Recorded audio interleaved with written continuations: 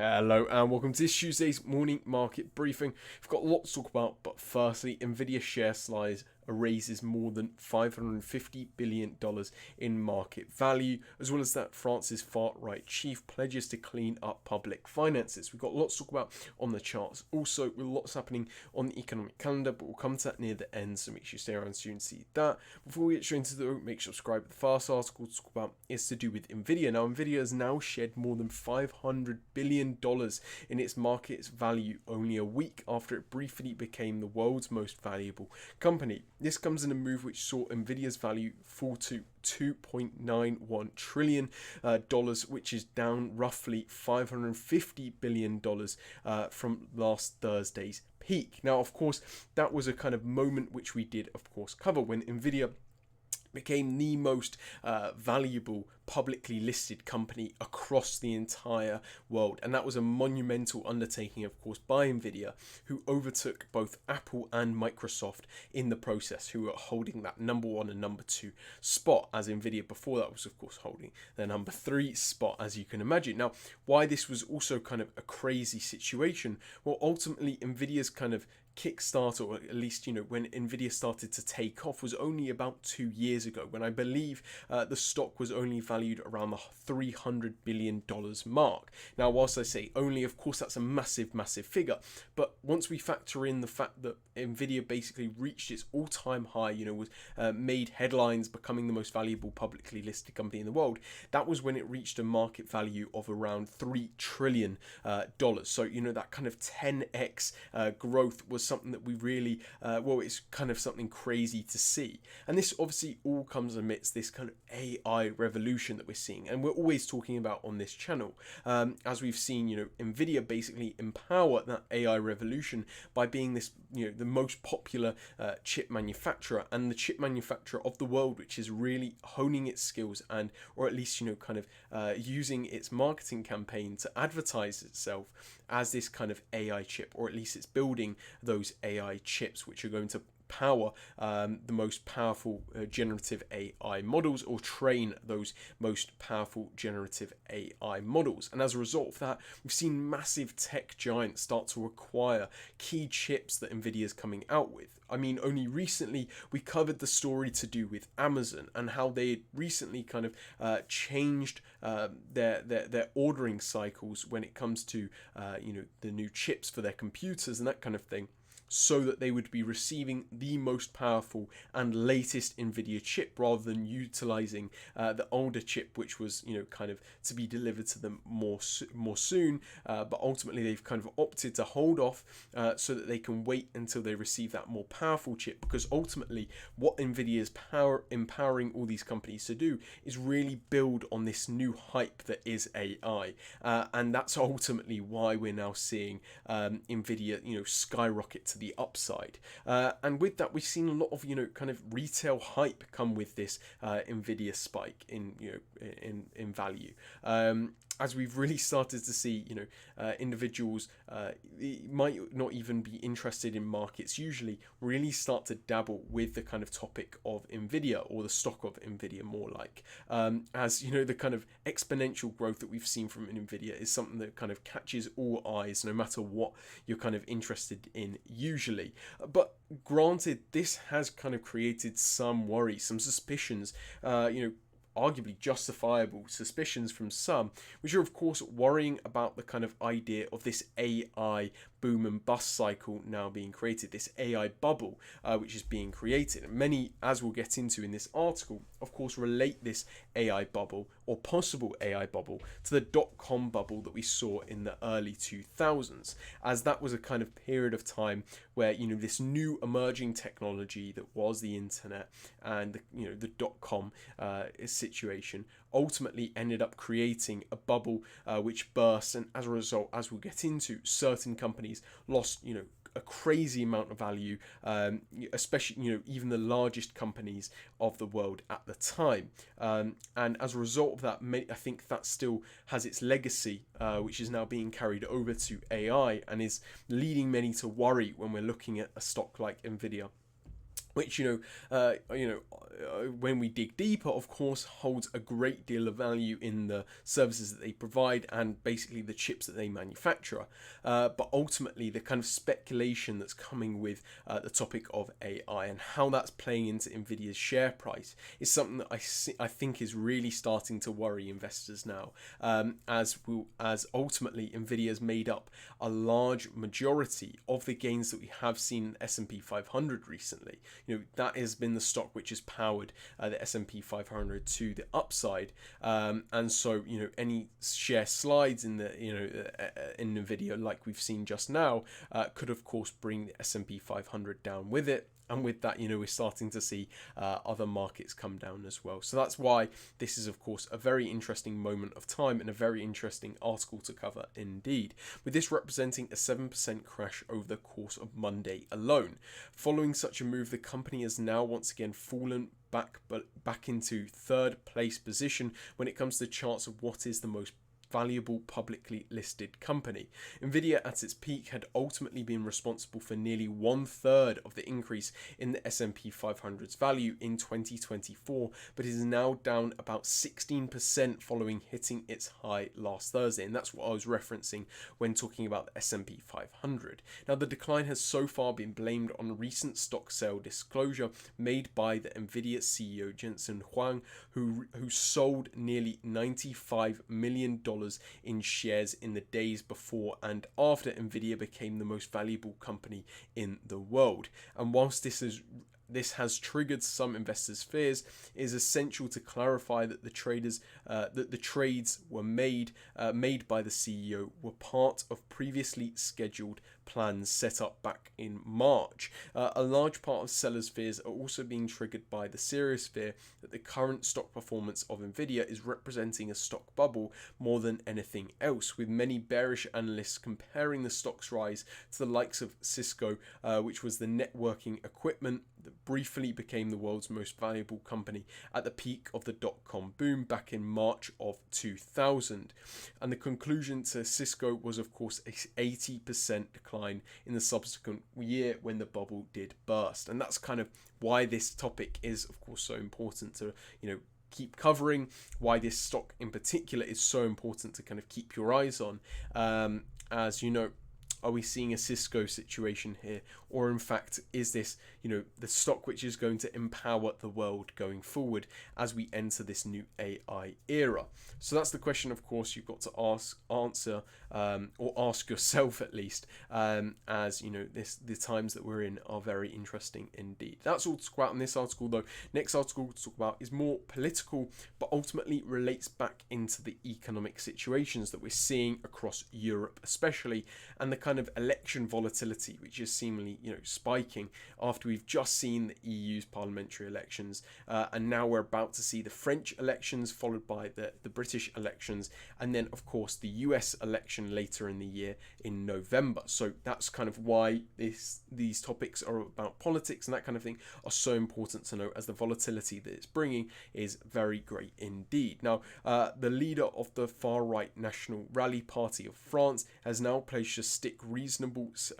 to reasonable spending plans if voters do in fact deliver a parliamentary majority for him. This comes following extreme market volatility in relation to the political uncertainty of France's economy, since many investors began to worry about the fiscal discipline of the National Rally Party after they planned a serious increase in spending. Now,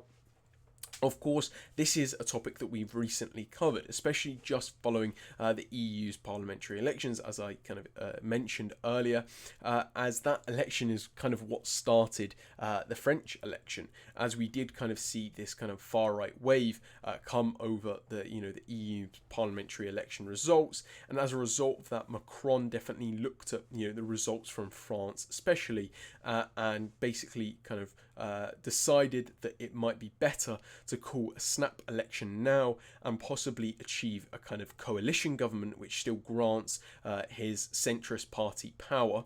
going into the future, or in fact wait until I believe 2027, which is when the next French election was or is to be, which could then of course lead Macron to completely lose his place and his party to lose its place in government, and as a result allow for a national rally majority government, whereas he believes that this this attempt to call a snap election will in fact allow him to achieve a coalition government with either allies on the left or close right, and therefore be able to kind of remain in power for good time. So that's seemingly what has happened with regards to economic solvency and that kind of thing. That's of course been a very important topic since this far right party has of course promised massive increases in government spending, and as a result of that we've kind of seen markets respond by issues to do with the French bond markets or even European bond markets, and even with the euro, as kind of fiscal solvency, fiscal discipline is always a key thing which investors are looking at when we're looking at governments, and many have already kind of warned of a similar case that we saw with Liz Truss when she came into power, and the kind of economic volatility that we saw following that premiership, and relating that to the potential outcome should the National Rally Party be kind of elected, especially if a majority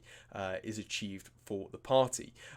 with the National Rally leader now confirming that they would intend to bring France's deficit back to 3% of GDP by 2027, which is the level set out by EU rules. He even went on to say that he aimed to repair the country's degraded public finances. Such issues to do with France's public finances has recently led certain credit rating agencies to downgrade the country's credit rating. Add to that the fact that the EU recently placed France in a so-called excessive deficit procedure after Paris overshot its target last year to reach 5.5%. So a very interesting article there on a topic which of course will become of greater significance as I believe the French election is only days away now. So definitely keep your eyes on this topic. Next article, that's actually all to talk about on the articles. Next to talk about, like always, is the charts. Once again, we begin on the US 30, the Dow Jones, where, interestingly, price has now broken up to, out of the kind of area of consolidation which price was stuck in, and is now broken above a key area of resistance and liquidity that we had noted out around this level, around the 39.25 level. Now, of course, that's a very significant level since previously, as I noted in yesterday's morning market briefing, it had been used as a key area of resistance, twice, then once as an area of support, then resistance once again, then support, and then resistance and resistance more recently in that kind of period of consolidation that we saw ending off last week and beginning kind of the start of this week. Ultimately, though, over the course of yesterday, that kind of bullish momentum finally entered the market once again for the US 30, and we have now seen price break above that key resistance level, and we're now seeing price interact with that Fibonacci extension level of minus 27.2, as that was the kind of key level that we noted that should price retrace and come down to the 38.20 or 50%, we could then see price make its way up to that kind of Fibonacci extension level. Ultimately, though, as you can see, price did not retrace at all over Monday, and instead price just continued this push to the upside that we've seen recently. So the kind of relevancy of the Fibonacci extension level is something that you could possibly question, but still it's interesting to see how price has in fact reacted to that level, which also lines up with this key liquidity zone that we've noted out previously. So very interesting moves there made on the US 30. If I kind of bring up the longer term Fibonacci retracement tool, we have not actually hit that kind of 78.60 as of course looking back at price has previously reacted that 50% quite clearly, so it'd be interesting to see if we now see that same reaction with the 78.60, pardon me. So definitely keep your eyes on the US 30 as we are now at this very key liquidity level which price is interacting with. Next to talk about though is the dollar. which has retraced to start off the week. As we did mention how, ending off last week, price had broken above those recent highs and was now kind of on the upswing. We were nearing levels not seen since May, which were around the levels not seen last since November of last year. So very kind of bullish positions. And that was obviously all as a result of the more recent hawkish rhetoric that we've heard from the Fed, the kind of persistent inflation figures that have definitely been kind of released, and as a result of that, many have kind of speculated that interest rates are going to stay higher for longer. And as a result, the dollar has become a more valuable asset to seemingly hold when comparing to the pound or euro, whose central banks are more so looking to cut interest rates sooner than the Fed. Ultimately, though, to start off the week, we have kind of seen this retracement now take place, with price selling off to the downside, and that price is now interacting with the key liquidity zone that we noted out previously as a strong area of resistance. If we draw out a kind of short-term Fibonacci retracement tool quickly, then we can note that price has recently interacted with that 6180, which lines up clearly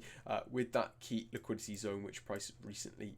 delved into and is now kind of sitting just out of. So definitely keep your eyes on the dollar. We could definitely now be looking at a continued swing to the upside, in which case we could see price moving all the way up to these higher areas of liquidity around those previous highs made around, or last seen around the 1st of May. So definitely keep your eyes on the dollar. Next to talk about though is Euro USD, which has now kind of moved to the top of this range that we've seen form recently, or kind of over the last few weeks. As ultimately this level is now more and more starting to form this double bottom, which I did of course reference in yesterday's weekly market briefing, as I did note that price was around these lower levels of liquidity and was seemingly spiking to the downside in a move which was beginning to look like it was forming a double bottom, and that W shape really now has formed. The question is of course though whether price will now break above this key liquidity zone which price is once again interacting with, which lines up with that 3820 Fibonacci retracement level, or in fact will price break above that, or or of course will it sell off from that level. So that's the kind of key question to ask, and definitely keep your eyes on Euro USD, as we could definitely be looking at a swing, a continued swing to the downside where price reaches those lows around the minus 27.2% Fibonacci extension level, or in fact we could definitely see price break to the upside and continue to those previous highs around the 1.085 level. So definitely keep your eyes on Euro USD. Next to talk about though is pound yen, which has just really continued this bullish momentum that we've seen throughout the entirety of last week, despite so many key figures being released for pound yen last week. So we have seen this continuation to the upside basically. And ultimately, we're continuing to push into these areas of uncharted territory. So it will be interesting to see at what point do we once again see a retracement like we saw back and around the the end of May, start of June. So definitely keep your eyes on pound yen as this bullish push does continue. Next to talk about though is Bitcoin, which has made a significant move to start off the week, as we've seen price fall off a cliff over the course ending off Sunday starting Monday,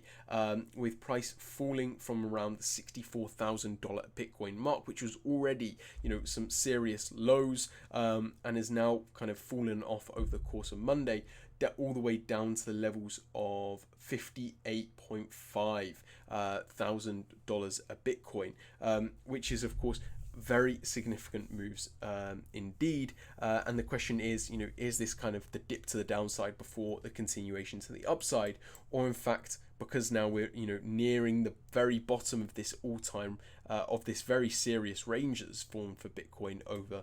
since prices reached these all-time highs, is it now the case that price will break to the downside and undertake a much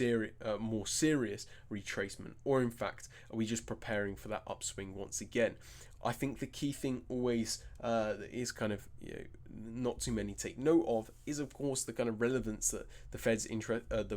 monetary policy of the Fed does have over Bitcoin. As Bitcoin is still at these kind of all-time high levels, so price is still in this bullish position, and at the same time we're seeing a very hawkish monetary policy from the Fed, pardon me, and therefore we could definitely see this kind of continuation to the upside depending on the monetary policy from the Fed, the rhetoric and that kind of thing. So definitely keep your eyes on Bitcoin, and definitely have a think to yourself about what could be the possible market scenarios in which Bitcoin rises once again or sells to the downside. Next to talk about is gold, which has retraced, of course, to the downside over the course of last week, ending off last week more like. And to begin the start of the week, prices reacted to this key liquidity zone, which price entered, ending off last week, and has ultimately reacted to this counter trend line, which seemingly formed last week as well in this bearish flag for gold. So definitely keep your eyes on gold. Very interesting price action indeed. And last to talk about, like always, is oil, which is at the top of this kind of small range that's formed. A very interesting range to note, to be honest, as price does kind of wait to decide whether it's going to break above and move to these higher levels of liquidity near and around the $90 a barrel level, or in fact will price break once again to the downside and return to levels that we've seen more recently. The question, the answer to that question, I think, depends greatly on the news from the Middle East, so definitely keep your eyes on the topics coming from there. That's all to talk about on the charts, though. Lastly to talk about, like always, is the economic calendar, where, to be honest, we're not receiving much economic data, so I'll get through it quickly. Firstly, we're receiving we are receiving some Aussie inflation data, followed by the German consumer confidence figure, followed by that receiving the French consumer confidence figure, as well as the Spanish consumer confidence figure. So lots of Eurozone consumer confidence figures, basically. Across the pond, though, we're receiving the US mortgage applications figure, followed by the US new home sales data. So some interesting figures to definitely note for today, but not too much in comparison to other days. We've covered lots on the articles, though, lots on the charts and lots on the economic calendar. Hope you have a great trading day. But that's all from us at Wildwood Capital. Have a great one. See you later. Bye.